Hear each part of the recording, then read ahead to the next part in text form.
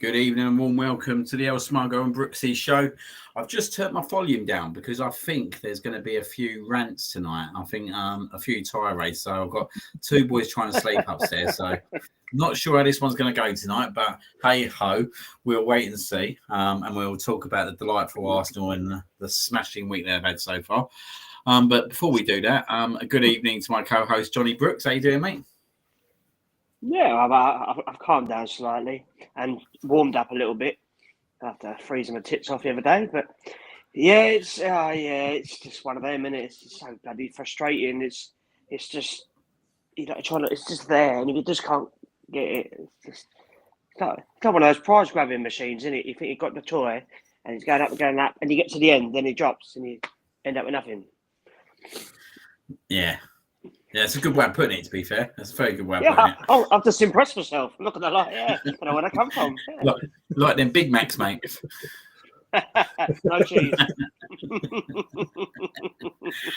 And a very good evening to Ryan. How you doing, mate? Obviously, we were on the stream on Tuesday night, and it was a bit of a volatile ending, wasn't it? Yeah, it was. Again, I've calmed down. Got a few nibbles yesterday because I slept on things, then it weren't going away, so I put it out on my Twitter, put a thread out basically, and got a few nibbles in the sense of, well, some people have already seen. One person's reaction was, "You're on the block list." I was like, "Okay, cool." And what? So the Cry River now. So I'll be upset. You never talk to me, but so I'll be upset. Really? How dare I have an opinion that you don't like? Oh, okay. I know, it's like it's not allowed to be challenged. No. How dare you have an opinion suddenly when things are going bad and reminding you of things that me and Liam discussed actually the night before about how things are looking, so we say, familiarising to it back in the Wenger's time. Yeah, we'll go into it very shortly, but I think a lot of people said it very much reminded us of the performances back in the day, didn't it? In terms of getting to a certain level and then just kind of exploding. And I've got to be honest, I think it's one of the most disappointing games of football I've seen for a long, long time. Just for the fact that it was such a high-profile game, and where we've come, I expected a lot more in terms of the collective players that we got. Now I know we got a lot of injuries, and I know he's been dealt a really tough hand. But let's be honest, still, that team should have been good enough to go out in front of a 60,000 Emirates Stadium and put on a better display than that. And for me, it is very, very disappointing. I don't think the tie's over yet, by the way. Not the deluded part of me still thinks if we can get the first goal at St James's Park, do you know what? They might buckle a little bit. So I don't think the tie's over yet, but it all depends on who gets the first goal there. But we've given ourselves a mountain to climb. So I'm going to go over to you first, John. And because obviously you was at that game on Tuesday night, what was the atmosphere like there before the game? Was people quite confident? Was you confident? No, I mean, I wasn't really. You was thinking you're going to win at home, but nah, I said to Kobe before the game, I wasn't looking forward to it. Just injuries, you didn't know who's going to play. Obviously, Newcastle had a great form. They've won 5 or 6 in a row. They're absolutely flying. So you knew it was going to be tough. But obviously, you always thought we were going to win. But yeah, I mean, the atmosphere inside the ground was crap for a semi-final. It was absolutely dreadful. It was really, really poor. The Newcastle fans put us to shame, mate. They didn't shout really. I mean, they had good reason to sing, but it was just very depressing. It was it was. Interesting, that, isn't it? Because I had the volume down because I was doing obviously the stream view run, and I dared to watch that back anyway. But it was quite recognised when I was on certain social media and all that over the last day or two that the atmosphere was kind of criticised on Tuesday night. Do you feel that potentially maybe a lot of season ticket holders didn't go to that game? Do you feel that it went elsewhere? Do you think that might have been a bit of an issue, or do you just think that with everything that happened on Saturday, losing one area as well, do you think it's kind of demotivated the fan base in terms of the performance that we put out in the second half? Because I've got to be honest, I was quite worried about this game after I see that second half display at Brighton. No, in terms of it seems at the moment everything's sort of going against us of injuries. be it players that are playing week in, week out, or even with Ethan, we've been begging for the lad to play all season. Now Saka's out for God knows how long. He gets his opportunity. He does well in that first half against Brighton, and then we all thought at half time, or maybe it's just a yellow card, being precaution, this, that, and the other, because you don't want more suspensions and all that malarkey. Oh no, it's another muscle injury. How many we have been so? I think that's had an effect on Tuesday with how the atmosphere was in terms of because we're just ridden with injuries all season. Everything's going against us. Let's be brutally honest. Be it injury, suspensions, the PGMOLs we'll get into later. Everything's been against us this year, and it's just the fan base. It's because of the Brighton game. I think because of how not only we dropped points, how we dropped the points. We're in the news of Ethan. Even though it's a strong team, we both sat here on Tuesday night and thought, well, that's a decent team. I could do a job tonight. It just you can explain why it was so bad, but again, it's in the same breath, it's a semi-final. We went into this once the draw was made. We knew the first leg at home was key as a fan base. Yet it just seemed that people that did turn up, we'll say again. We didn't even say it. That people turned up. We were 10 minutes into the game. Like the West Stand, where the cannon is in the seats, was nigh and empty still. And I'm like, is this a semi-final? Where's the? Dead. It was an 8 o'clock. Yeah, I did his songs. Yeah, it was an 8 o'clock kickoff. It's not like it was an early kickoff or nothing like that, so they couldn't get there from work. It was an 8 o'clock kickoff. It was as late as it could possibly be. And I believe you, because even though we didn't have the volume on, it just looked dead in terms of the atmosphere. Even for that 5-minute spell, both first and second half, it wasn't like the fans were getting things going and trying to. And that sort of does have an effect on the players. And the players are thinking, definitely. What the fuck are we bothering? And they're not doing their bit to help us there. Yeah, that was a very strange game, really. I mean, the players themselves, some of them didn't really look up for it. It was just, it was weird. It was make silly mistakes. See Gabriel trying to get people going and Odegaard, but it was just a really funny, strange performance. Yeah, just annoying Newcastle having like 2-3 shots on target and they scored 2 goals. I mean, sloppy goals. I mean, people moaning about the first goal. Odegaard got pushed, but it was just. It happens. I mean, the push wasn't like he went grabbed him and not. He just went. There's a well-worked set piece, which was annoying. And the second goal killer, straight after the second half, you think, come on, let's get sorted out. And then that sucked the life out of everybody. The second goal just deflated the atmosphere completely, and they couldn't lay a glove on them. No, the second goal in particular really frustrated me because we came out, as per usual in this season, second half, in a coma, as I called it. Like he talked him to a coma, and you're like, come on, lads, we're 1-0 down, so we finally ain't careful. 2-0. I was 2-0 now. Oh, fantastic. And it was, Isaac, he had the initial shot off. The defence was woeful for that goal.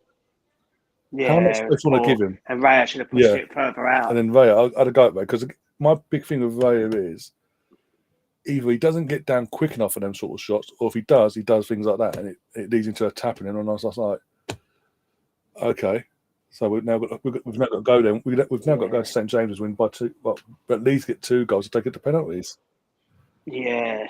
It's going to be, as Liam said earlier, I mean, there's always that hope. It's that hope that kills you in it. It's like, we could get there and score early on, then it's back on. It'll be typical Arsenal. Oh yeah, literally. We'll get a goal in the first 10-15 minutes, and we'll plug away. It'll be that valiant Arsenal as they always play. Plucky Arsenal, yeah. And you're just like, okay, cool. But no, if we can get, the only good thing is the second leg's like a month away. Yeah, the back end of literally days after the Man City game, and the window will be closed by then, so we'll know what our squad is for the rest of the season. Oh yeah. I mean, Ben White should be back by then. Cool. I mean, another defender. And then Nwaneri will be back. That's the hope. It's only weeks. Yeah. And then, and then whoever, fingers crossed we've signed. And who survives the cunning? Because there's been talking in the last few hours, 24 hours of Zinchenko. Inter Milan wanted Zinchenko. Trossard's. I was just talking about Yeah, Trossard. He I was about to turned down say a new deal. Was Trossard as well. Good. Apparently, yeah. Let him leave. He can go. He's He's been getting my pony. fucking He's been nerves. pony for our best Trossard. finisher this season. For our best finisher, sorry, in our club, he has been absolute pony this season. No, it's been dreadful. It's just so frustrating. Sorry about There that, he is. chaps. There The he leader's is. back. The laptop decided to assist That's all the right. reboot. I've got nothing to say. I can't make it up. Anyway, I don't know what you've been talking I was about. just but I'm hoping sure my you've name was been going to hold up. tirade Otherwise, about- Ryan was doing a one-man show. How rubbish it was the other night. It's just so poor, isn't it? It's just. Sorry? It's flat as the atmosphere. It's just flat. I mean, we've just turned into sideways FC, passing, going across, going back, hoof forward. It's got really painful to watch. But it's also it's doing it, but they're doing that. But it's like again, like I referred to the back end, the last half of Wenger's time, where it was that sideways backwards, but it's slow and passive. It was easy to defend against, and then we're sat here for with Wenger, who plays some entertaining football. This is just like pulling teeth. But with the other night, it was like 5 minutes in the first half, 5 minutes in the second half. We're sat in there, they picked up the pace and they're making moves and stretching the defence. They're sat there, don't put the ball in. But it goes back to, okay, that hasn't worked after 5 minutes. Okay, we'll just pass it to death. And then just like, really? Was that your plan all along? If it doesn't work, back to plan A. Well, it's quite kind of interesting. Well, I couldn't work out as well. No, go on. Go on. I was about to say, Raheem Sterling, he's on the bench. Don't bring him on. What's the point of him being there? What's the point of him signing him full stop? You know, if he's fit enough to be on the bench, get him on for 10, 15 minutes. He could do something, he could not. But you've got fucking Kai Havertz on the wing. I mean, what on earth? That's what I was saying to you, Liam, afterwards. It's just, what is that? I mean, Kai Havertz, bless him. He's not a winger. I mean, talk about flogging him to death. Ridiculous. Well, no, when Jesus came on, we both assumed on the stream that was Jesus going to right Havertz. And then, as you say, next thing you know, as you say, you see Havertz on the wing. Like, what's he doing over there? It made no sense. You know, he's been off for a week and a half of illness, and he's just been to run around on the wing. It was just crazy. Like, it's kind of interesting, isn't it? That so I'm having an absolute nightmare of internet and everything tonight. But it's kind of interesting, isn't it? Like we talk about the performances, right? We talk about the way we're playing at the moment to the way we was playing 2 years ago, and it's boring. It's boring. That hit switch game absolutely bored me to tears. Like I sat next to you, John. Oh, it's absolutely boring. And you sit there and you think to yourself, like, what is going on? Do you know what I mean? Like I get that we've been really unfortunate. We have been really unfortunate this year with a lot of things. Refereeing decisions, red cards, injuries, the sort of injuries that we're getting as well, like the Odegaard one, the Saka one, the Waneri one. Well, Declan Rice is definitely not fully fit at the moment for me as well. I don't even think Martin Odegaard's fully fit, if I'm being totally honest. But we've had, what frustrates me, right? We've had 5 years, right? And to be fair, we've overachieved when we got 2022, we overachieved. But I feel that we're in the same kind of, I feel that we're in the same kind of mode that we was 3 years ago, that Arteta's trying to dig at the board, that he's not got faith in his bench. Do you know what I mean? We went through this process 3 years ago. We went through this process 2 years ago. And I can't believe 5 years on, we're not using our bench. And as I said to you the other night, he has got no ambition of bringing Sterling on. He's got no ambition of bringing Kieran Tierney on. He's got no ambition of bringing someone like Kivior on. Do you know what I mean? And then you look at the rest of the bench, and there's absolutely nothing. There's 2 youngsters on the bench, isn't there? Something like that. Or even 3. And you're sitting there and you're thinking, Raheem Sterling should come on in that game. Like, he should come on in that game. Why is Havertz going out to the right wing? Do you know what I mean? Like, you must have been at the game. I was sitting there baffled by it. Like, he misses that opportunity, that header, and it just seems like his head dropped. But then the next thing, Jesus comes on. You think, Jesus is going out on the right. But actually, Jesus goes up front and Havertz pushes out. Yeah. And you're just questioning what's going on at the moment.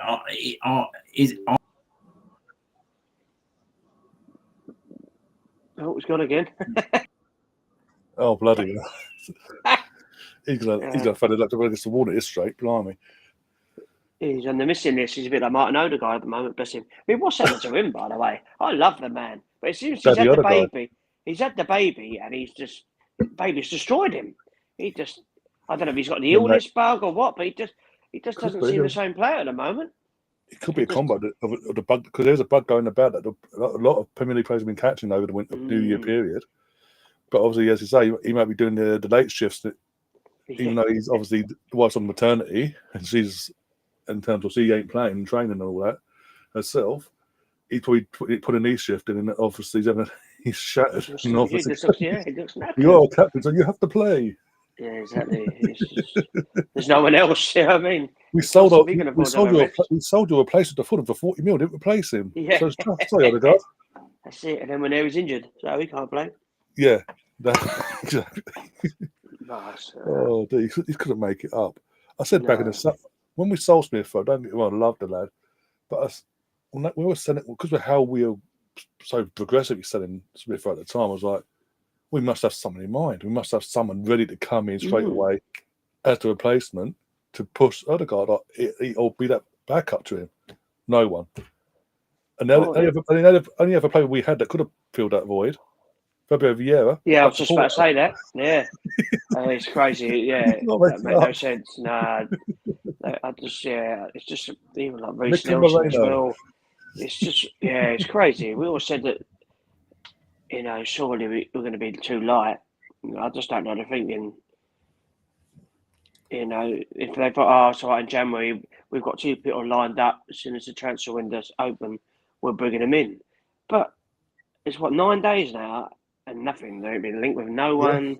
He keeps going, if there's an opportunity, it's just not good enough. I mean, God forbid, but if they lose Sunday, and then God forbid, even worse, they lose on Wednesday, I mean, people are going to be more and more calling for his head, because you've gone from, we're going to win the league this year, to being at the title race, being at the Carabao Cup, being at the FA Cup. People are getting that. There's no imminent signings. People are going to go mad. It's going to turn proper toxic. But there's no rumours or nothing. Nothing. No, not a peep. And that Marquinhos was in that. He's been sent back to Brazil on another year loan. It's crazy. We're going to end up with a moody loan. Yeah, Antony on loan or something. You're going to end up with something weird. That clearly indicates to me, in terms of Marquinhos, that was an Edu signing that Arteta never wanted him. He's never gave him a chance. It's just like loan, piss off, go away, don't want you. Whose idea was it to start Sterling then? Because, we've said the trade it's weird that he never gets to start. Or any minutes at all. I mean, it'd be interesting to see on Sunday. I presume, I reckon he's going to start on Sunday. If he don't play at all, there's definitely something wrong. But I don't see how he can't play on Sunday. You look how dead Trossard looked the other night. Martinelli, bless him, tried. I mean, if he scores that goal, that chance, it could well be a different game. It's a big, in football. I mean, he's not been too bad recently, but Trossard's just been absolutely dire. But is it blessing? Well, yes and no. I just probably not. I don't think it is anymore, mate. I don't think he needs to come to the fore now for me. Like, to be fair, looking back, you're right. He was probably one of the better performers, but he's so inconsistent, mate. He's so inconsistent. Like him and Trossard, what I don't get as well, right? This is the big thing I don't get. So we play Martinelli out on the right wing, right? For a few games. And then we just decide randomly to put Trossard out on the right and then put Martinelli on the left. And you just sit there and you just think, Trossard, for me, can't start Sunday. Like, if Raheem Sterling's got any kind of fitness Sunday, you start him Sunday, don't you? You start him and put him in that team. But I don't know if he will, mate. That's the thing. And he hasn't. It's not like he's got any options. So potentially, what we're going to go out with again, I think he's obviously going to be. But I think Jesus would definitely start Sunday. Very surprised he didn't start on Tuesday night, considering the performance he had against Crystal Palace in the previous round. very, very surprised. surprised. Very I thought it was surprised. very harsh. I think he Very can be harsh. quite peed off that he weren't selected for that game. But do you know what? I think Sunday, I think potentially he's going to put Jesus out on the right and put Martinelli on the left and put Havertz up top. It's got to be better. Do you know what I mean? Like, it's got to be better than Trossard being out on the right. Yeah, definitely. Yeah, it's just been awful all season. I couldn't tell you anything he's done well this year. When someone might hit me, he's done this, done that.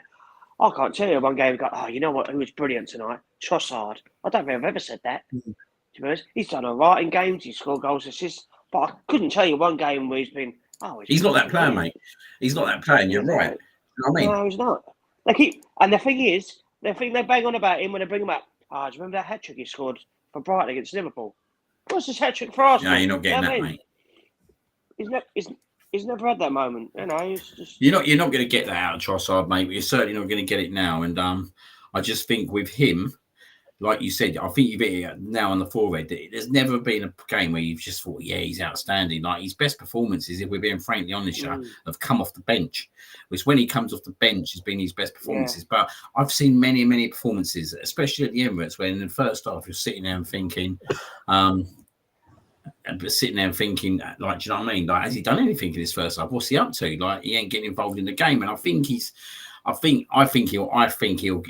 potentially, this could be his last season, I think, if I'm being totally honest.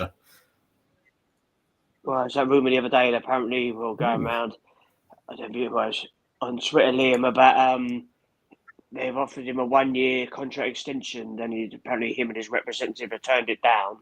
I mean, I don't know, so. But yeah, it's fine. Leave. I can care less.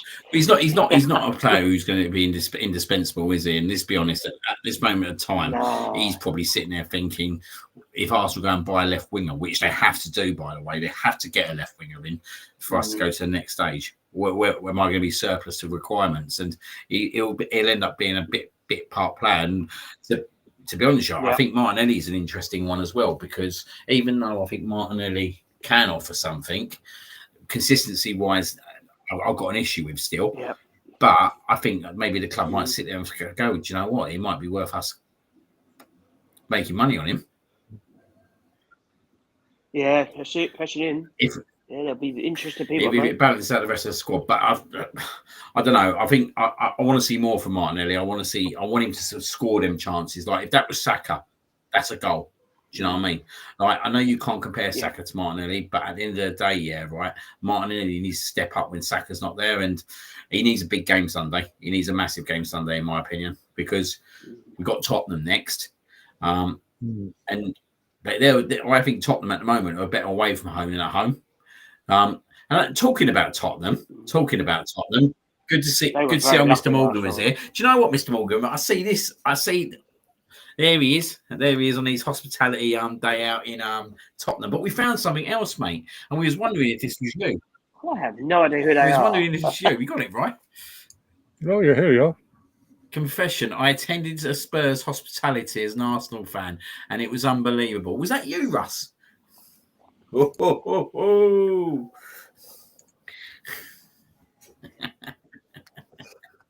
It weren't Russ. It was someone else, but it did crack me up. It did crack me up.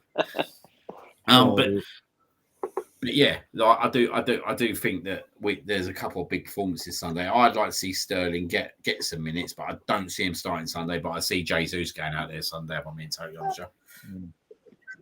Obviously, Thomas Partey come off, didn't he, on Wednesday? Obviously, any idea why? I mean, was he ill? I think that's why he come off, wasn't it? I don't know what you think. Yeah. What? Could he was just crap, or was he not well? I think he was not the races. I didn't think. I thought Jorginho did all right actually when he came on. To be fair, I did moan when he was coming on, but he was actually trying to get the ball forward. But I know what you're going to say. Just not good enough, mate. Just not good enough anymore. No, Marino didn't even come on either. It's very strange. I would have thought he would have come on instead of Jorginho. Just yeah. Is he saving Marino for Sunday? Do you know what I mean? I think potentially Sunday, Declan and Marino are playing centre midfield. We'll probably see Partey back at right back now. Like. I was saying that. But what does he do? It's going to be interesting. Because is he going to change? It's an interesting Spurs is a bigger game. I want to win the FA Cup, but I don't want to lose to Spurs. I mean, you know, because when you disappeared, like Liam, I said to Ryan, I mean, imagine we lose both games, mate. It's going to go off. Imagine that. I'm not even thinking like that at the moment. No, I'm trying not to, but that's the mood I'm in at the moment. This is what's happened. They're just pissing me off. If I'm being totally honest, I think on Sunday, he's in a really shit situation at the moment. He can't really rotate the squad that much. So he's got to play the players because he hasn't got much. I think, personally, Thomas Partey gets opted out Sunday and sits on the bench. And I think he rests up for Tottenham. I think he'll play Mourinho and Rice instead of midfield. Odegaard has to play whatever happens because there's just no one else to play there. You know what I mean? There's zero there. And I think the back four, Calavoria, come back in on Sunday. But he has to play Timber, Gabriel, and Saliba. He can't afford to rest that defence whatsoever. And we're probably going to see Nato's debut as well, I would have thought, wouldn't we? Oh no, I can't see it. No, I think that's a team. Sorry, God. Well, someone said Raya was ill or something. He had the bug as well. And that's why he was a bit dodgy against Newcastle. But surely that, well, I don't know. I'll be stunned if... I'd rather see Potter in goal. Well, great, but surely he was brought in here to be the cup goalkeeper, even though it's a bit of a joking situation because he was cup type of the League Cup. Surely he has to play Sunday. Surely he has to make his debut Sunday. I hope not. Otherwise, we are out. I don't rate the guy. No, I don't. I couldn't even tell you what he was like. I would start getting that into your head because he might play the young kid. What's he called? Stepford. Stepford's injured. It'd be Porter. Oh, is he? Of course he is. It'd be Porter. That's what I'm saying. I'd rather see Porter in goal. I think you're going to see Neto in goal Sunday, really. See that you in goal, Liam. The cat. Wow. It could be any worse, could it? That'd be an early birthday present for me, seeing you in goal. But yeah, you look at it, there's not much in terms of squad that he can do, is there? Like all he's got is left backs. This is the joke situation of it all. He's got Zinchenko on the bench, he's got Tierney on the bench, he's got Kivior on the bench. He's got left backs running out his fucking heroes. I could see Kivior playing Sunday, you know. I can see resting Gabriel Saliba and playing him. I can see it. Well, that's one of them two. And Zinchenko, I can see it. And Diallo just ripped the kid to rip him apart. We can all see it happening. It weren't a game that I was looking forward to anyway because our history of Manchester United, like especially at home in cup games, is not great. Arteta in cup games ain't great. I mean, his record exactly. Well, you put that to the equation as well, and people sitting there going, "Oh, it's only United. They're crap. But let's be honest, right? Okay, we beat them in the Premier League, but they were very good. In one. They've got to draw at Liverpool, so they can. All they got to do, they can come here and get a win. They can come here and get a draw and take it to penalty shootouts. We got to remember that as well. The pressure is all on us, mate. What happens if we go to extra time? That's the worst case scenario. Oh God, yeah. That's what I'm saying. There's no replays this time around. It's all been scrapped. It's extra time penalties. Oh God. So you got a North London derby, mate, and you're getting taken to extra time against Manchester United with this depleted squad. This could. You're forgetting though. Spurs will be going to extra time by Tamworth. Well, they're playing that Tamworth, so possible. They go out, mate. So So what's going to happen in the transfer window? Are we going to do any business in the transfer window? Surely we've got to try and bring someone in. Saying this to Ryan, there's been no rumours, nothing. There's just nothing. There's so many players out there. I don't want to hear this. Oh, there's no one out there. We can't get them because they won't sell in January. But for fuck's sake, let's be honest. We're the Arsenal. No players are really going to turn us down within reason. Providing they go for, don't give me any crap that we haven't got any money. That's absolute bollocks. There's so many players out there. People moaning, we can't. And Breno at Brentford and Semenyo at Bournemouth. Oh no, they're not good enough. Well, we don't know, do we? Why not?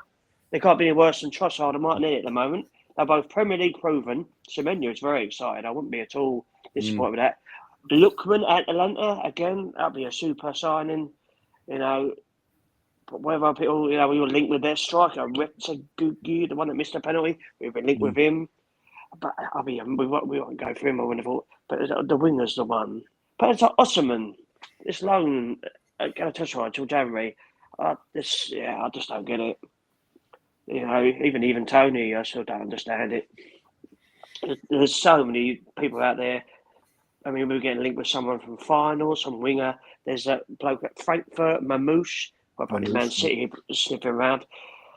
There's so many players out there when they go, there's an opportunity. But I said to Ryan, when you were having your little sabbatical, it's been 9 days now. 9 days. I don't want to hear,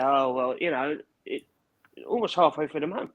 After the Spurs game, we've got 15 days left. Yeah. It's a worry. I mean, like I said, if worst case scenario, they lose the next 2 games, mate, the only good thing that will come out of that surely the board are fucked. We've got to sign a couple of players here. But of course, the worry is if we win a couple of games, they'll be like, we don't need anyone else. But it's pain for everyone to see. I mean, Nwaneri said, he's got muscular injury, but there's no time frame on it at all.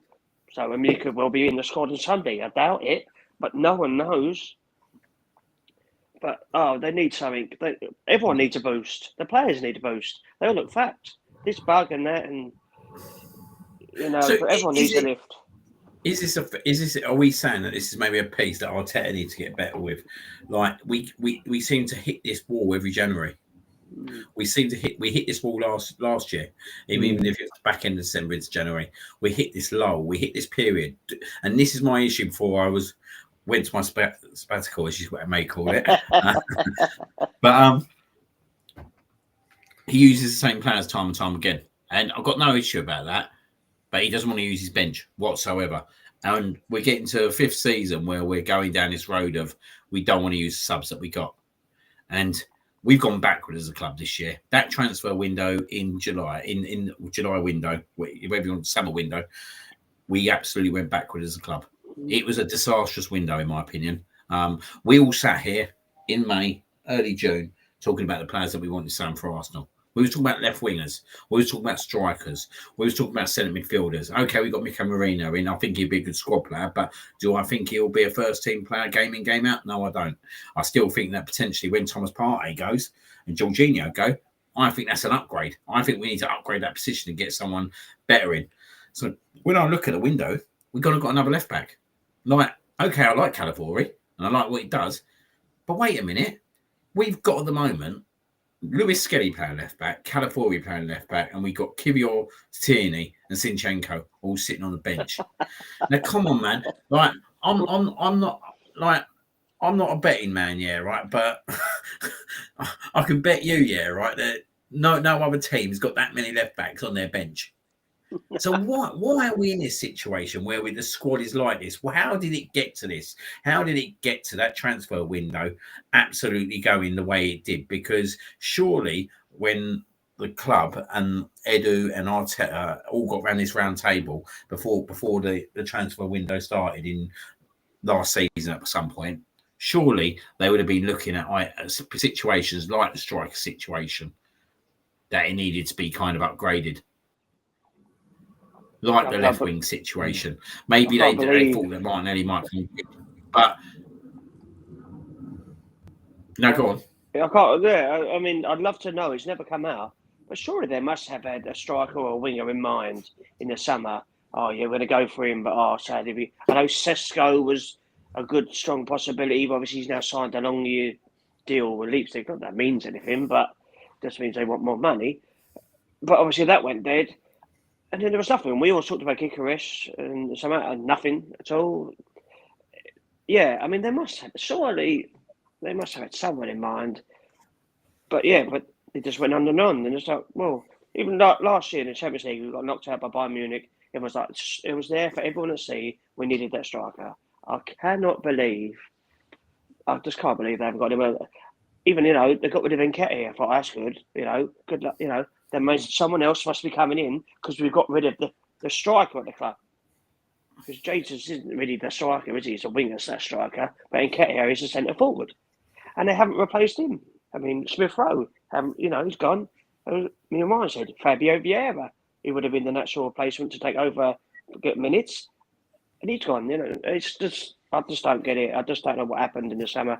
It just went mad and just let too many people go. And it just went. I think it's an absolute disaster, with Edu mate. as well. That's never really come out either. Has Eddie been sacked because they've done nothing? The whole situation is very strange. There's still no director of football in.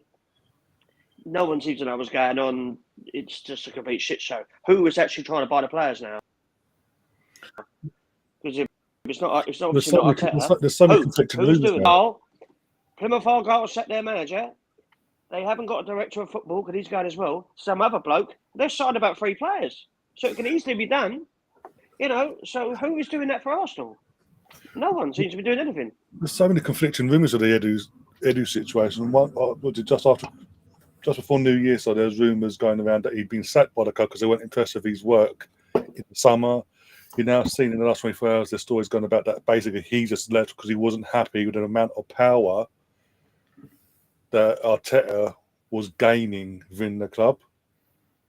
And there's another rumour that in the summer, when Spain are doing their thing, Fabio Ruiz was touted by Edu to Arteta, and Arteta went, "No, I want Mikel Moreno."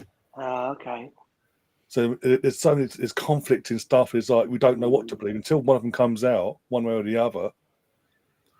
There's no smoke without fire, though, is there? No. There's no smoke without fire. Yeah, I don't believe. Arteta wants a player. Should we down him in? Yeah, I don't believe someone who's supposed to be an invincible, Mr. Arsenal, decides after 3-4 years of the project with this manager, do you know what, I'm going to up and go. Arsenal ain't won, especially when they haven't won anything. They haven't gone and won anything like major since 2020, which was the FA Cup, which, let's be honest, we're being totally honest, is not where we want to be going. What we want to be doing is winning Premier League titles. What we want to be doing is competing to win the Champions League, isn't it? And you sit there and you think, he's brought in quite a few players. Do you know what I mean? Like, he's had a lot of success. There's been some shit signings as well, by the way. But it was the season that we should have moved to the next level. It was the season that basically what Liverpool were doing, we should have been doing. It should have been us up there. Do you know what I mean? It should have been us. And yeah, we've had some unlucky. We've been really unlucky at times. Like the red cards don't help whatsoever. Most of them I think shouldn't have been red cards personally. But maybe I'm a biased opinion there. Then we look at the injuries that we then occurred, and then but it's even down to like when Saliba gets sent off against Bournemouth. It didn't just cost us at Bournemouth; it cost us at Liverpool as well. William Saliba, if he plays against Liverpool, there's only one winner in that game. And you look at the 98th minute goal that we conceded at Man City. There's been so much bad luck. And what got us out of jail last year was that we was capable of going into injury time, the 93rd, 94th, 98th minute, 100th minute, and scoring goals. That hasn't happened this season, apart from the Leicester game. That hasn't happened. And that shouldn't have gone to that far anyway. That was a disgrace. It even went to that far, if I'm being totally honest. But you look at that, and you look at everything that's going against us, and you think, yeah, Mikel Arteta has been quite unlucky in a lot of ways. And has he been given the tools to go to the next level? Has he been given the tools by the club to go to the next level? And is this another way of him saying, you haven't given me what I want? You haven't given me what I want. This is my bench. I'm not using it. I didn't want Raheem Sterling. Do you think Mikel Arteta really wanted Raheem Sterling at 29 years of age? There's no way whatsoever Mikel Arteta wanted Raheem Sterling at 29 years of age. Well, even Edu, when they did the promo stuff, even Edu said outside of the training facility that night in the media stuff, Sterling was nowhere near our list. Wasn't on our. That's a dig. Nothing. That was a dig. Yeah, and that literally just went. He just became available. It's a situation. We jumped on it, and that was it. Do you reckon maybe that interview, like we didn't think it at the time too much, did we? Could there have been any issues coming out of that interview when he did that interview? Maybe. Possible. Because it's a big dig, isn't it? He wasn't part of our plans. This is what happened when it came available in the last minute. We panicked. Like, why did we let Reece Nelson go? Let's be frankly honest, right? Let's be frankly honest. Reece Nelson would have played a lot more minutes than what Raheem Sterling has done this season for us if he stayed. Yep. Why did we let a 23-year-old youth graduate go who's not done that bad for us? You know what I mean? He's not at Saka's level, but he'd be more than happy to stay on the study again this season if why did we feel that we had to push him out to get Raheem Sterling in and then not play him? Do you know what I mean? Whatsoever. There's a lot of questions. Emil Smith Rowe, like you said. That's another thing with Nelson, though, is that he's our player. Get him back. You know, we're crying out for a winger. Why not? Even Fabio Vieira, you know, they're our fucking players. We're struggling. Get them, stick them on the bench. It's got to be better than 3 left backs. Well, this is the thing. In February every year, what was it, New Year's Day or 2nd of January, there was rumours of us getting organising a private jet and all that. He'd be pulled out on a technical something or other. Technical this and that and the other, but there's rumours we're sending a private jet to get him back. We called him, and because I think there's a lot of negative backlash from the fans on social media. Actually, you know what? Stay put. Whereas I say it's like this. We'll say it's a miscommunication. And there's a shit to bed. But then they put themselves in a situation where they've got to spend money either way. But these are players that we can recall. That I'm sorry, they can contribute if you bring them back. Because now they've got that fire and know, all right, you've let us go, but now we're back. We want to prove a point now. They've got 4 left backs on the bench. That's taking the piss. Nico Williams. It is taking the piss, mate. It's taking the piss majorly, mate. Like 4 left backs on a bench. Like and you're thinking Tommy Assey's not even fit. That would be a 5th one who could potentially play there. Like, what are we going to change ourselves to left back FC? Do you know what I mean? Like, I know it's tongue in cheek, but the balance of the squad is all wrong at the moment. It's all wrong. And the problem is, right, Kieran Tierney is going to go and he's going to go for nothing. We're not going to make anything on him. He's just going to be given, like, thank you very much. See you later. Do you know what I mean? Sinchenko's days are obviously numbered as well. He's got no ambition of really playing him. And to be honest, I for one, I'm not disappointed in that. Sinchenko for me is a bit of a liability at times defensively and has kind of cost us. I think Skelly's the one that's come on leaps and bounds. Do you know what I mean? Like, I think he's a surprise package. Like, we knew he was good, but I don't think anyone realised how good he would play at left back. And I think he's very good. Potentially, it's an interesting situation for Calafiori now, isn't it? Because what does he do? Like, how does he manage the situation now? Because if Ben White comes back as well, like, I still think at this moment of time, if I'm being a bit honest with you, the best back four that I've seen this season was Ben White at right back, Timber at left back, and Gabriel Saliba at centre back. That for me should be our first choice back four. But you look at these two, Skelly and Calafiori, and I think they're both very, very good players, and I think they'll both do very well. The only thing that does concern me about Calafiori a little bit, and I've noticed it in some of our performances lately as well. He's unbelievable with the press. Like, sometimes his press is unbelievable, but he can be very, very fast-paced at times. I don't know if you think the same. You just think sometimes he just needs to calm down a little bit. Do you know what I mean? Gets a bit overexcited, typical Italian, yeah. Yeah, and I can see him getting more injuries the way he plays as well. Like the Jack Wilshere. He's like the Jack Wilshere defence in terms of the way he plays. Because he just throws himself into everything.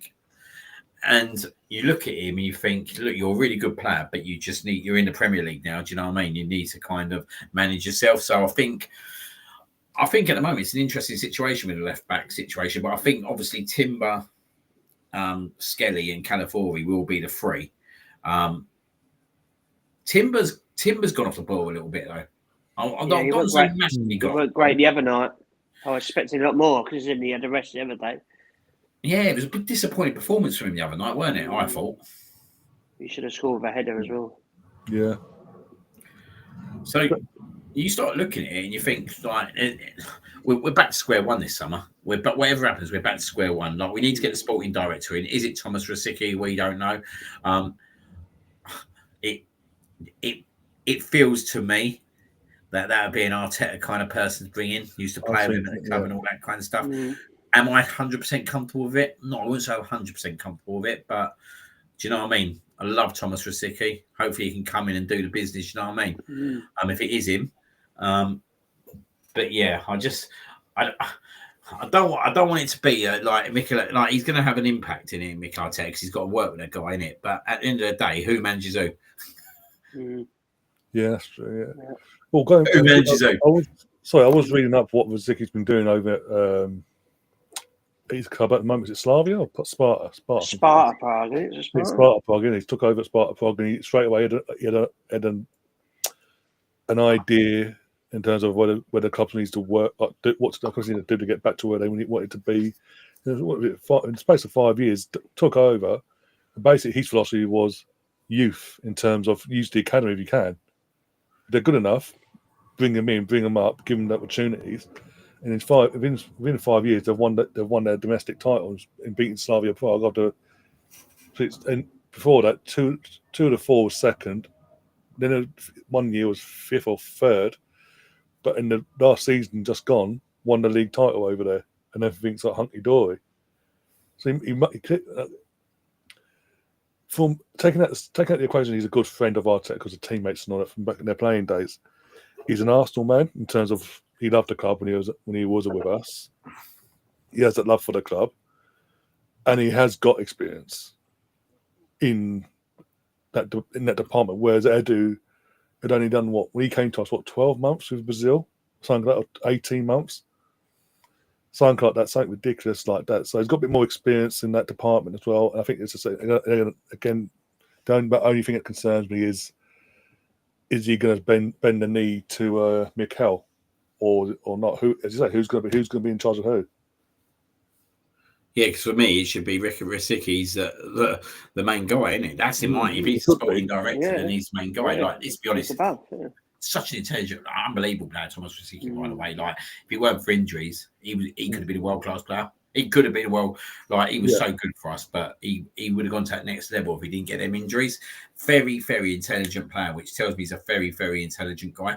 Do you know what I mean? So, do you know what? I'm happy with it, but he needs to be like, do you know what I mean? I want to have the onus that if he's a sporting director, he's the main man, basically. Do you know what I mean? In terms of that side of things, like Mikel Arteta's the main man in terms of the players and the management of the team and the performances, but in terms of above and in terms of making things happen, he's got a good he's got a good opportunity here as well. If we're being frankly honest, if he walks in the club in the summer, he's actually in a good situation as long as he can keep the likes of Saliba at the club and Gabriel at the club and the Odegaards at the club. Because let's be honest, we keep not winning stuff. At some point, these players, especially William Saliba, are going to get tapped up. William Saliba is 100% going to get tapped up by Real Madrid. Absolutely. It's expected, you know what I mean? So as long as he can keep them at the club and he can go out and buy that striker, as it goes, right, he could be walking into a little gold mine because you ain't got much to do. The majority of the players are there. Yeah. He's just got to they got to identify the right player. And do you know what? Yeah, right. It's got to stop this thing. Well, we can't get the right player. We're not getting no player. Well, that's what it feels like. We can't sign him yet. Oh, it's too much to get him out of his contract now. I'll wait till the summer. But it's going to cost the same amount of money. There's like Nico Williams. Oh, that's the player he really wants. Well, if that's the case, fucking get him now. You know, what's the point of waiting till the summer? Yeah, get him now. I don't care if he's going to cost an extra 10, 20 million pounds. Like, he can't afford it. Well, we make a statement something now, scares everybody.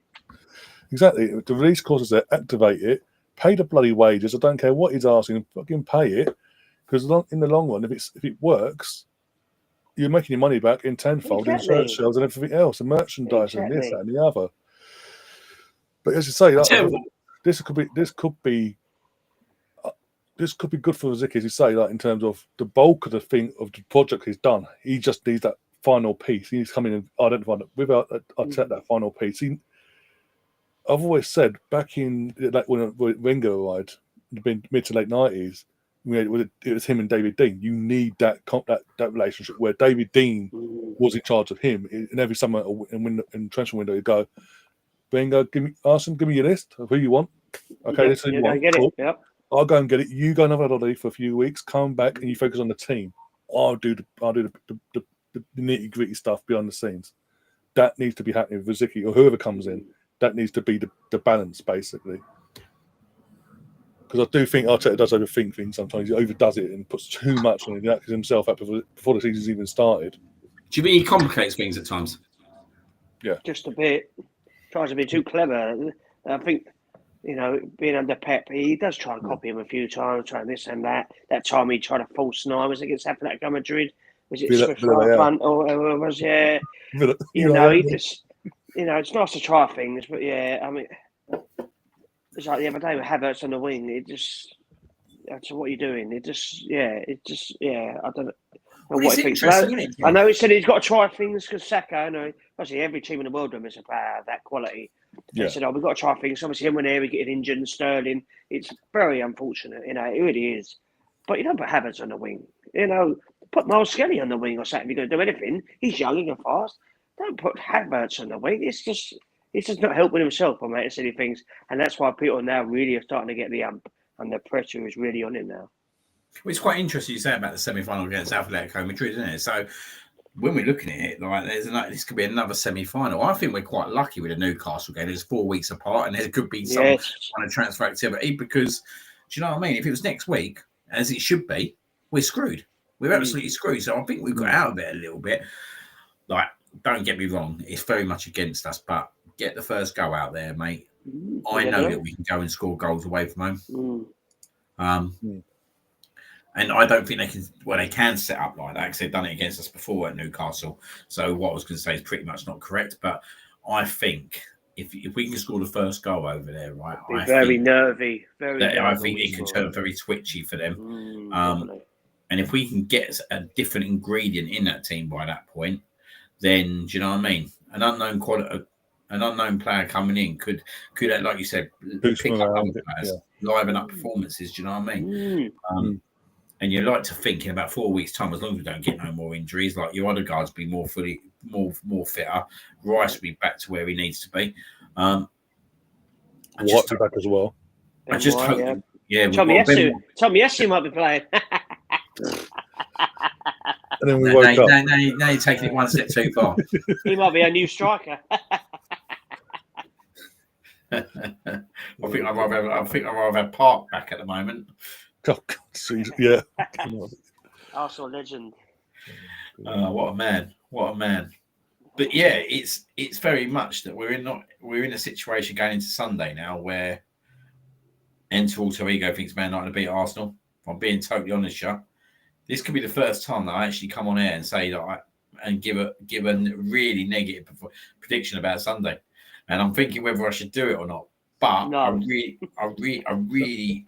am worried about it. I was worried about Sunday even before we played Brighton and Newcastle because there's gonna be like they're gonna have 6,000 United fans there. Do you know what I mean? They're gonna be louder than us. You witnessed it on Wednesday at Newcastle. They're gonna be wearing red as well, because we've got that white kit again, which it's a great concept. Oh well, we lost the game, didn't we? I didn't know that. Yeah, it decided. The funny knife crimes is high. Knife crimes as highest as it's ever been. It's going higher and higher, and we're still persisting with it. It's just asking for trouble. Personally, don't get me wrong. As I say, it's a great concept, great idea what they're doing and all that. But if we're away from home, I understand it. But we're at home. It's Man United. Yeah. And we're dressing up as Spurs. Yeah. I just don't get it. It's been an absolute disaster, isn't it? It's not real Madrid, Spurs. We may get a famous Liam rant, basically, like we did last year. Liam may go viral on Sunday again. Yeah. Just sell the shirts in the club shop and make loads of money. Give the money to all the charities. This is an initiative they've been doing for the last few years. They don't actually sell any shirts and replicas, and I think and it hasn't worked. Take the proceeds and put them back into that charity. And I think it's just like the players will wear this, and then we'll auction what the players wear off, and like do more. But while you're thinking about your predictions, Liam, do you want to talk about this? Yeah, I do quickly want to go through it. It's a bit hard to obviously digest, but I know you both have seen it now. This is our reffing hell from the referees. Like, there's instances there that are not even in there. Like, I was talking to John the other day about the Bournemouth game. We won 4-3. 3 blatant penalties in that game. 3 handballs in that game were not given. VAR just dismissed it. Do you feel, John, that sometimes that we moan about refs too much, or do you think there's justification? Oh, no, there is justification. I mean, I know other clubs. Wolves can say the same thing. They've been done over enough times. But it's a joke. That penalty against Brighton is an absolute joke. And for Harold Webb to come out again and say, it had to be a penalty, it's bollocks. Absolute joke. It's just protection. Never, ever a penalty. Protection of Anthony Taylor FC. That's what it is. The worry he's given it. VAR have looked at it and dismissed it in 3 seconds. like that. It's taken us all a while to notice that Saliba's headed the ball first. Have they not seen the replay? Because if they slow it down like they do for everything, they would have seen that. So why have they not gone, no, hang on, he's headed the ball? No, that's not a foul. It's just, Andy Taylor's always been a joke. Going by the footage they put out when they were doing the mic'd up show, ironically, on, was it Monday or Tuesday? I think it was live, actually, so it might have been Tuesday. Doing the mic'd up stuff. Going by the footage they gave out, this damn footage, it's meant to be genuine. No, they literally just went, right, that's not a foul. The build up and went, no, not a foul, that's all good. He hasn't deliberately done it. So basically, they confirmed he hasn't deliberately gone out of his way to make contact with Pedro's head. No, exactly. On-field decision stands. They didn't, and the angles they showed that they claimed to have looked at, is say, if it's a space of 7 seconds or whatever, didn't show the angle where actually the contact of the ball of Saliba's head. And then the justification of that was it Dermot Gallagher on Monday pissed me off. Oh, he didn't make contact with the ball made contact with him. Yeah, and Howard Webb doubled down. It seems like, because Taylor's had such a bad season, not just with Arsenal, in general, because there's other on this screen here, there's a couple of other incidences with Elliot Taylor, games-wise. Was it Roma when Mourinho and that was trying to get at him? A couple of years ago, the Europa League final, Roma versus Sevilla, and both clubs fans wanted to lynch him at the airport.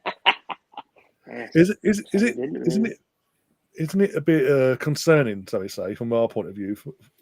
We've had Howard Webb do a World Cup in South Africa. Both the Spanish and the Dutch boo him. And then fast forward nearly 10 years for a Europa League final between Roma and Sevilla, and both fan bases wanted to lynch him at the airport. And Mourinho was waiting for him in the car park after the game. We've got this is English refs. This is meant to be the best. Brian Paul gave him 3 yellow cards or so black. It's not going to go to that one, bloody. But it's it's Australia, isn't it? And what was it? A few years ago when Mike Dean was a ref, and that was it. In the aftermath of Arsenal versus West Brom at the Hawthorns, Mike Dean gave a penalty in that game. It wasn't a pen, by the way, against Kieran Gibbs. And Wenger's lost the plot in the press conference afterwards, was basically saying, "Well, it's only England and Italy are the only countries where full-time professional referees, everywhere else is part-time. Isn't it a laugh? Isn't it a joke that not one English ref will go to the World Cup in Russia in 2018? But no, everything's okay, that's no worries. And since then, we have been, I don't care what anyone says, we have been targeted by this lot. How dare he come after one of us? We are the Northern Alliance. We will take him out now. It's ridiculous. And Andy Taylor, out of the so-called senior refs, has been the worst ref this season. This is a guy who got suspended, put into the I say suspended. He got demoted to the Championship for a week because in one match day week he gave against Bournemouth and Chelsea 14 yellow cards that were all questionable, and his punishment was down to the Championship for a week. 2 weeks later, he gets the Arsenal-Liverpool game. It's on this list here. Virgil van Dijk not punished by Andy Taylor or VAR for kicking Kai Havertz off the ball at the start of the game. Yeah, that's ridiculous. Yeah, I forgot about at the end of the game as well, Kai Havertz goal disallowed for fouling build-up. And I watched that at the time on playback. I watched that on playback. And what really goaded me was, as the plays, he's there, he's ready to go. He's got handing his whistle, whipped to his mouth, he's ready to go. He's going to go through and blows the whistle before any contact's been made, potentially. He's assumed there might be a foul. He's gone, boom, boom, boom. No, contact, and VAR, because of what he's done, can't look at it. Because the ball went in there, can't look at it because he's blew beforehand. And it's only happening, them sort of incidents are only happening to us. João Pedro, we've all said it. Even the next players have said it. Never seen it before, won't see it again. No, definitely not. And you get lots of Jim White going, well, Danny Murphy, if it was ball to the feet and all that, well, if he deliberately did it, then fair enough. But if he doesn't deliberately tackle him, it's a follow through, and I can see it's not a deliberate follow through. They use the common sense, something the referees can't do. We wouldn't be sitting here having a go. How is it VAR, and again, this is my thing. Everyone goes up VAR.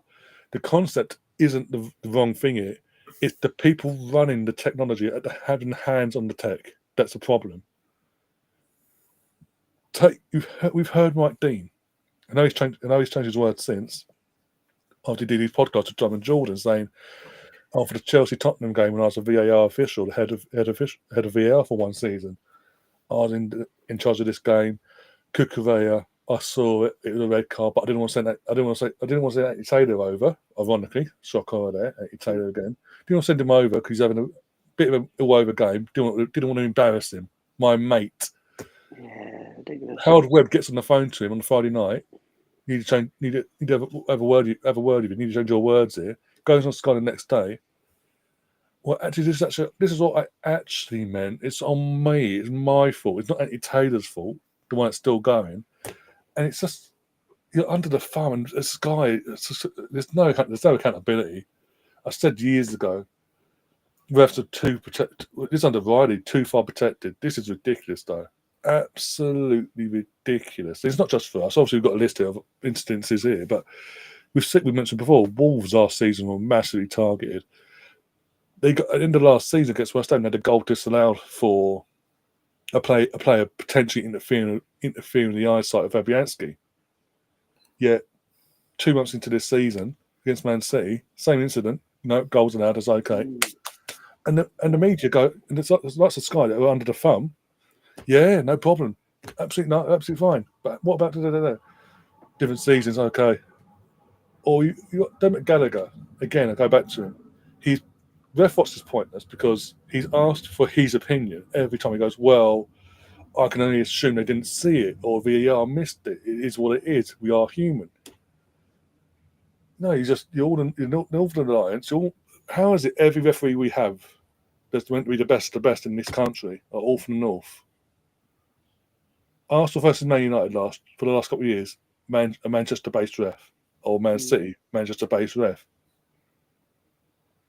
Yeah. And was it Gerard Gillett? Gerard Gillett officiated half of our first 10 games this season. Out of 20 odd referees, this one guy gets most of our games at the start of the season, and he's the one that actually was in charge of VAR for the Bournemouth game against was the people that sent off. And how is it as well going off Arsenal the other week again? Anthony Taylor again when he sent off Duran. We've all heard the audio. He's been told by his linesman, and he's a linesman. There's the match official on the sidelines. His VAR techs and all that. They've all said he's made contact, but it wasn't on. He tried to stop it. It's a yellow card. Nothing. So 4 people said yellow card to him in his ear. He then goes. He's holding something in terms of the player down. He's holding something here. Fuck it, I'm going for a red. And that's it. What is the point? What is the point of having people tell you what they've seen from either on the pitch side or in a room with multiple angles, and you just go, fuck it, I'm going to reveal you all and make it all about me. And how many times have we seen in the last 5 years a player gets sent off, a club appeals it, and they get told to fuck off? The only time it hasn't happened with Bruno Fernandes because of the backlash I had publicly because of it against Tottenham this season. I think that when you look at everything that's kind of happened this season, in terms of certain referees, in terms of referees losing their jobs, I think people are not deluded to the fact, you know what I mean? Like, I just think now, yeah, right, they don't like... before VAR, right, they could hide it behind the official, just behind the official. Yeah. Because it'd only be the official on the pitch. I think the difference is now, yeah, right, that it's obvious it ain't just about the official on the pitch, you know what I mean? It's about the person who's in the VAR box. It's not even about the person who's in the VAR box. It's about the person who's sitting in the stand watching the game. Do you know what I mean? With like mobile when he's saying that. Funny enough, when the instance being reviewed and all that, he's on his phone. Like, where did his intelligence think that weren't going to get picked up? Do you know what I mean? Of course it was going to get picked up. It was a big incident in the game. You're in the fucking stadium. Of course the camera was going to be on you. Do you know what I mean? Like, I thought the Mike Riley era was the worst I'd ever get to see.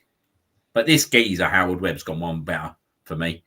Mr. Ego is what I call him. Like, have you ever known someone to set up their own TV show, right, and have a wet blanket Owen as the host, reviewing refereeing decisions? I couldn't watch it. I can't watch it. I'm sorry. I refuse to watch that guy.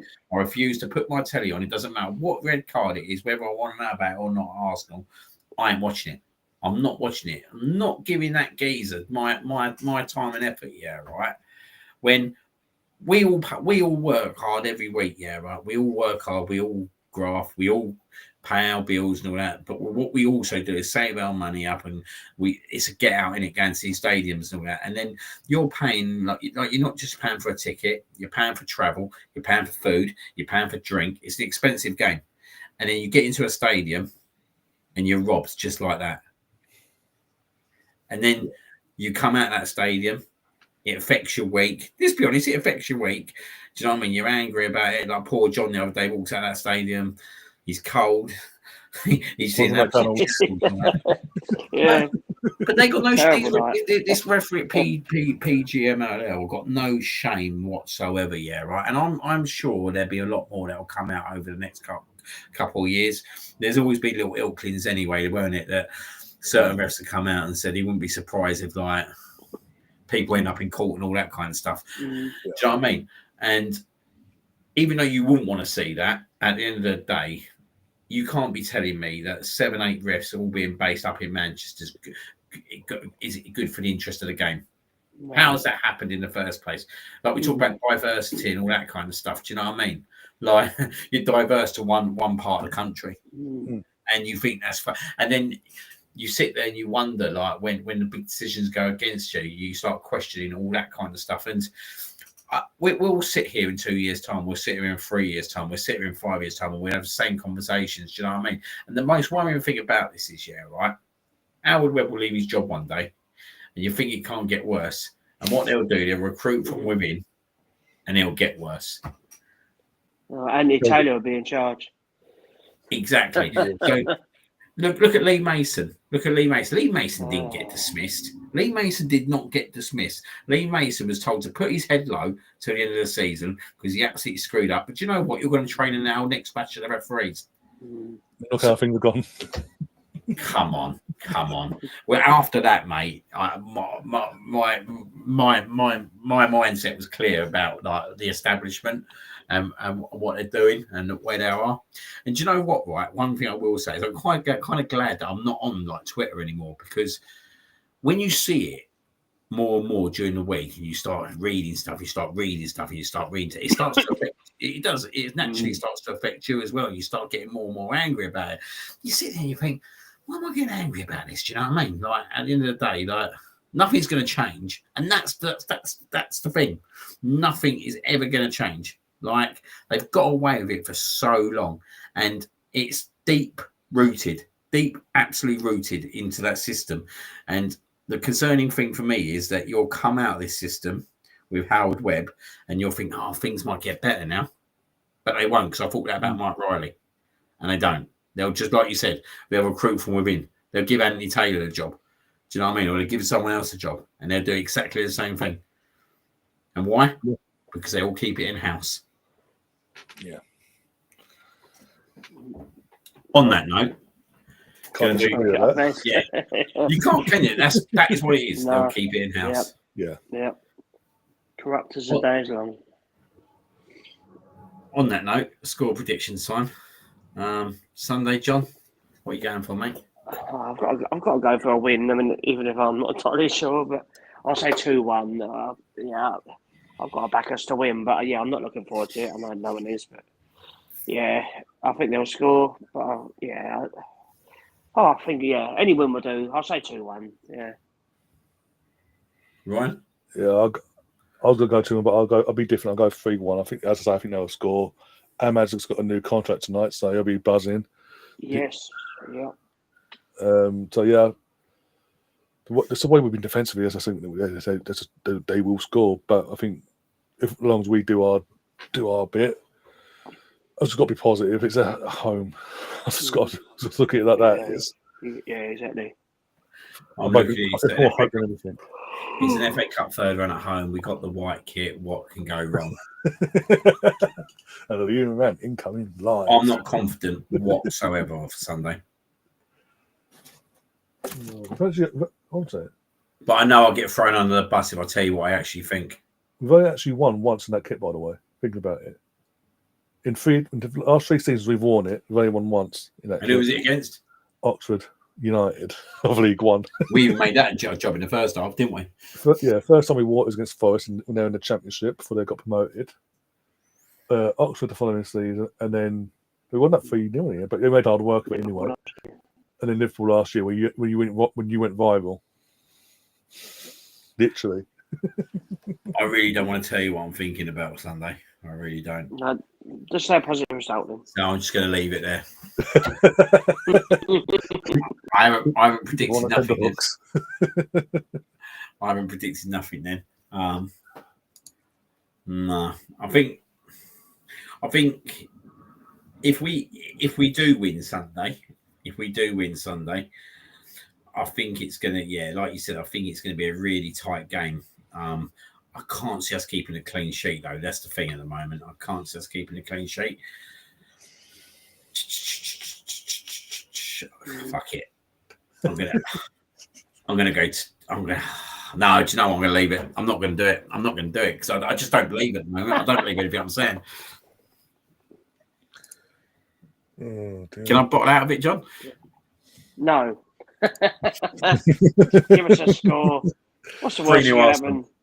There you go. Good boy. There you go, mate. 3-0 Arsenal. Martinelli hat-trick. Oh, God. You imagine, there you go. And then we don't sign no one else. Yeah, exactly. That's the problem. Oh, brilliant. Look, I suppose on a good note, we got to be positive. We got the North London derby coming up on Wednesday as well. So a good win on Sunday will actually set us up well for Wednesday. But yeah, Wednesday's a massive game, isn't it? Absolute massive.